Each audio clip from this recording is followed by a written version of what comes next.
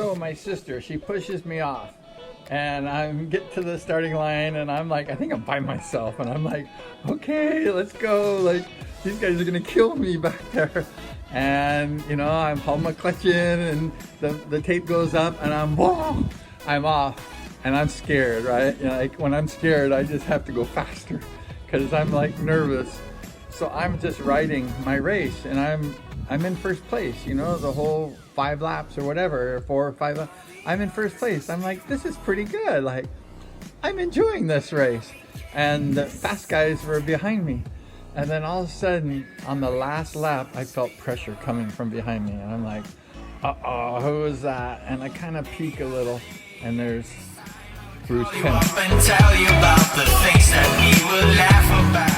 And I kind of peek a little, and there's Bruce Penhall, the famous Bruce Penhall next to me. And he's riding like a devil, you know, like, and I'm like, oh, faster. And I made a bobble coming out of turn 3 and 4 at Costa Mesa, just a little bobble, just poof. And Penhall just like, he snuck around the outside of me, and I'm like, oh. And every muscle must be torn. And Penhall just like, he snuck around the outside of me, and I'm like, oh, faster. And at the finish line, Penhall, he beat me by a wheel length, maybe a half a meter, just a little. And it was my first race in D1. I was running pretty fast, but Penhall was running fast too, like always. And so I was like, okay, Brian, okay, you got second place to Bruce Penhall. At least you got Rick Woods, you know. But I was pretty happy. I'm like, hey, you know, like Penhall barely squeaked by me, you know, and that was good for a first timer. So I was very happy. And then we go around turn 1 and 2. After the race was over, we slowed down, and Penhall slowed down next to me. So I thought, oh, this is great, Penhall, you know. He were gonna shake my hand, so I put my hand out to shake Penhall's hand, and Penhall kicks my bike. He like kicks my bike, and I go flying into the wall. You know, we were slow. We were going like slow. And I go crashing into the wall like I'm laying on my bike. I'm like, what the hell was this? And I was shaking Penhall's hand, and he's kicking my bike, you know, like, and I'm crashing, you know, after the race was over. We were going like 5 miles an hour, you know. I didn't get hurt, but I was very shocked, you know, like, what the hell is this? So anyways, I kind of get up and say, Brian, just don't say anything. This is Bruce Penhall. So I'm walking in the pits, and my sister has my bike, and then she drops my bike, and she goes running up to Penhall to like fight Bruce Penhall. And she's like, what did you do to my brother? Why did you do that? And I'm freaking out. I'm like, oh my gosh, Bruce Penhall, don't do that one. And then she's ready to fight Bruce Penhall. She goes, don't you ever do that to my brother. I will beat you up. And Bruce Penhall is like mad at my sister and kind of giving her a little lip, and then my sister's yelling at Bruce. And this is like my first race, right?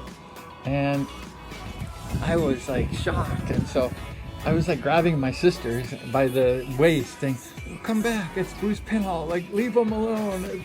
It's famous Bruce Penhall, like don't mess with him, you know. She goes, I don't care, you mess with my brother. So they're fighting like, ah. And I'm like, oh no, what a disaster. I was like, I just want peace, you know, and then they're fighting. So my sister said, why did you do that to my brother? I'm very mad at you.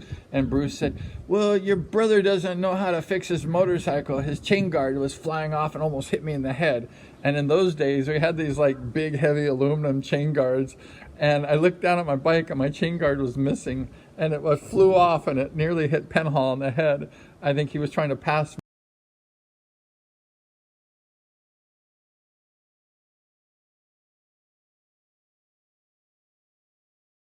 These like big heavy aluminum chain guards, and I looked down at my bike, and my chain guard was missing, and it flew off, and it nearly hit Penhall on the head.